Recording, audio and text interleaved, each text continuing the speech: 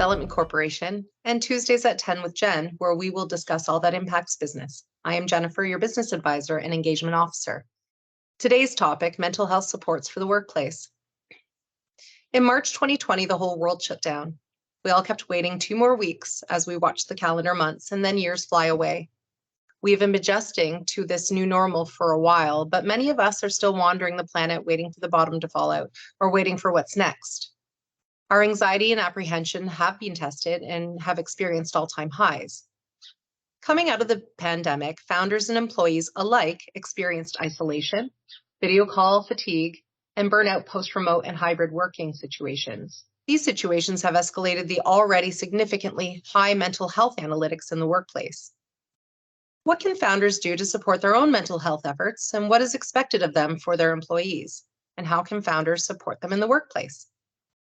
Entrepreneurs, with their steadfast endurance and resilience to stress, will ignore issues about themselves in favor of keeping everything together for their employees. After all, everyone has their eyes on the founder, looking for cues as to what to expect. If founders are reflecting stress or anxiety to their workplace, they'll internally struggle with how their employees see them, diminishing the confidence to tackle difficult tasks and maintain the behavior of the mallard duck.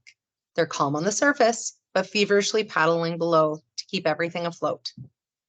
According to a study by the National Institute of Mental Health, approximately 72% of founders reported mental health struggles in comparison with the average person, which is about 48%. As time goes on with the mental health stigma eroding away slowly, founders are taking ownership of their mental health and setting an example for those who uplift and surround them, their employees. It's simple. A healthy team needs a healthy leader. And as the leader is caring for themselves, they are also caring for their team by example. Isaac Rudinsky, founder and CEO of Adventure Media Group, sent his employees home to avoid the spread of COVID-19. He lost 35% of his clients in the first 3 weeks of the pandemic.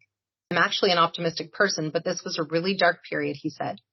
Oftentimes, when you're dealing with feelings of depression and stress, it's impossible to look at a longer horizon.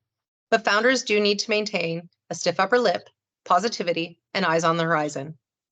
Here are some techniques to assist our founders. 1, identify what you're feeling by writing it down.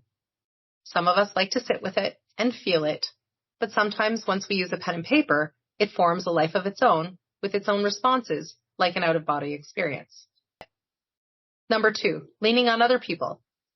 This is important for entrepreneurs by maintaining personal relationships can be difficult with their demanding schedules.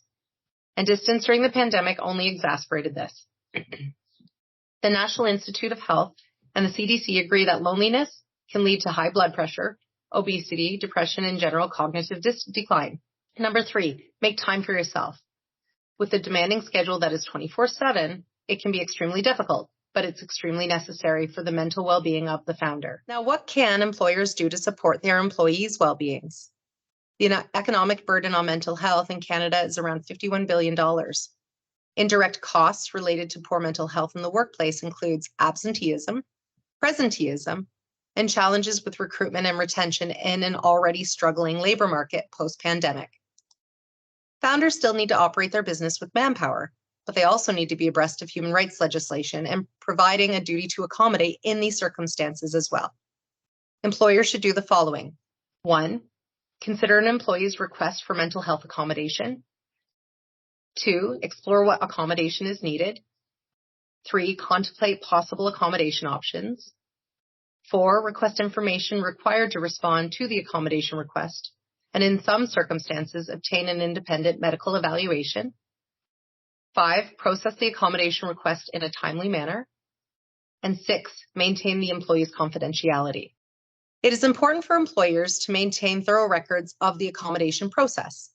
An employer's failure to consider an accommodation request or failure to taking appropriate steps may be seen as a failure to satisfy the duty to accommodate. The accommodation should be accomplished up until undue hardship. When assessing whether an accommodation could cause undue hardship, employers may only consider 1, cost, 2, outside sources of funding, if any, and 3, health and safety requirements, if any.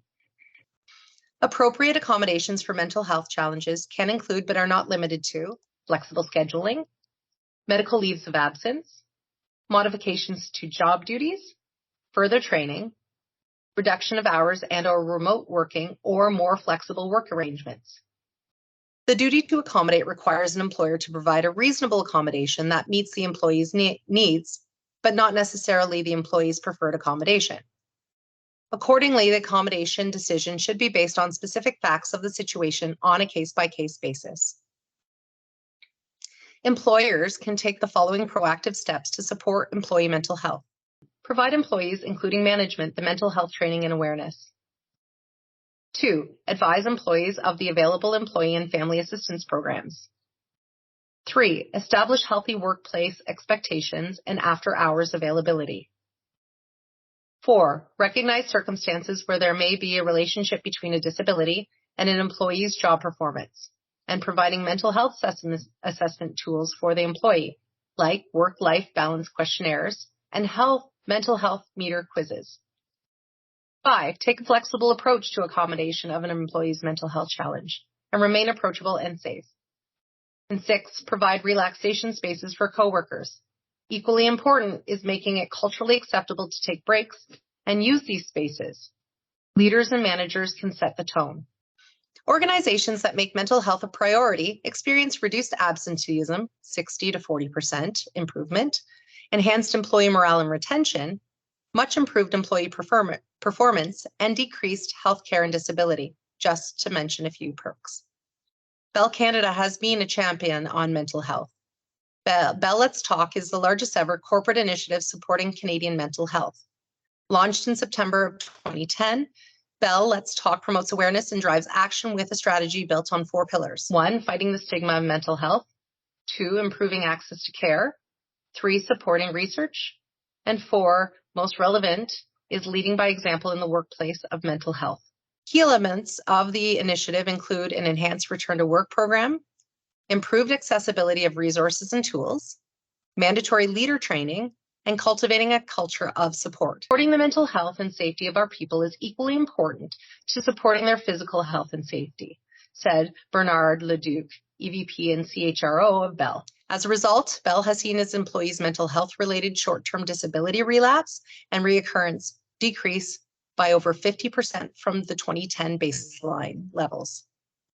Please feel free to like or comment below and ensure to subscribe for future insight coming up from the SLBDC. If you'd like a consultation on how this article can be applied to your business, connect with us. Please come back to see Tuesdays at 10 with Jen, where we will discuss different aspects impacting business, the different functional areas necessitated for business, and all that is impacting the economy and your business. If you have any questions or would like more information about what we discussed, please feel free to visit our website at www.slbdc.com or call us at 519-383-1371 for an appointment today. We care about your business success and our local economy.